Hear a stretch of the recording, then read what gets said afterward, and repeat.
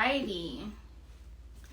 Hi guys, and thank you for joining Word of the Day Wednesdays. I am Nicole D. Miller. Hey Seth, author of Stories for the Urban Soul. Stories for the Urban Soul is a compilation of short stories, novellas, and poetry depicting Black characters dealing with everyday life issues, from social injustices to heartbreak to single parenting to college life. It's a gamut of stories that are relatable. They're also encouraging, spiritually based, kind of like a chicken soup for the soul, depicting Black characters. And if you want to learn more, please visit my website, NicoleDMiller.com. So let's get started. Thank you again for joining Word of the Day Wednesdays. I started this last year, if you guys have followed me for any length of time. And every week I basically piggyback off of my latest blog, which is available on my blog site, betterthanwine.net, and also my website. And this week I had some really cool news, you guys. The latest blog post is called Always Stay Ready. And I share about an amazing opportunity I had to do my very first TV interview. I was so floored when this happened. I definitely have had multiple other types of interviews, a lot of podcasts, guest appearances and things, even been a featured blogger on different platforms and magazines, but first TV interview. And so the way everything unfolded was just God ordained. It was like my steps were being ordered. It was clearly a divine opportunity.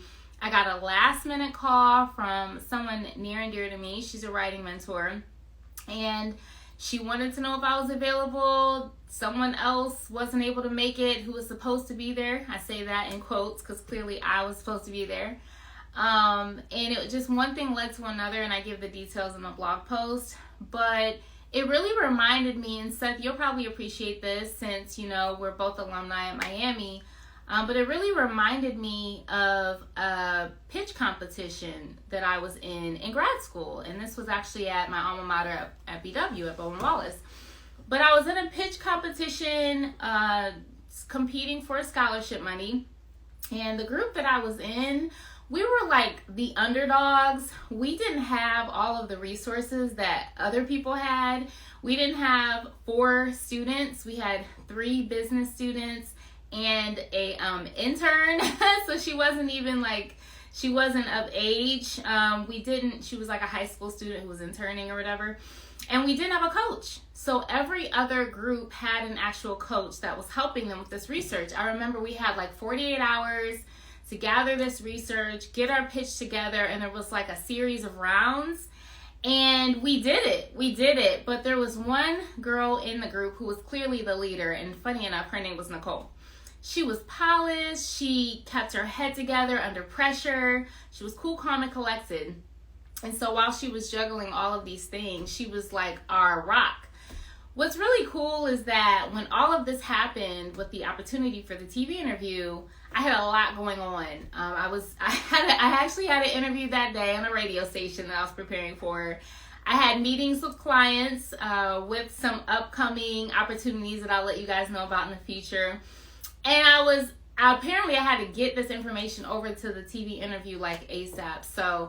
But I did it. I did everything that I needed to do, and I felt like her in that moment. I just felt like, I'm keeping my head together above water while all of these things are happening around me. So I talk about that in the blog.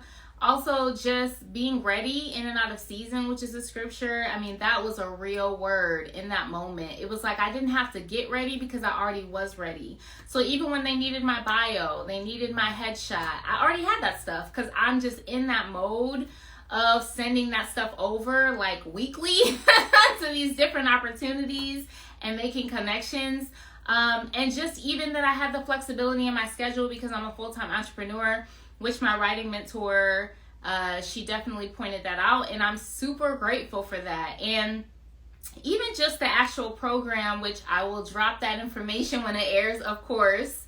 You'll see me posting on my social media platforms, but even the program itself was so in line with my brand and where I'm going, and I was just in awe and honored to have that opportunity to be considered. So the interview was amazing. And so, yeah, my encouragement in this latest blog post is to be ready in and out of season.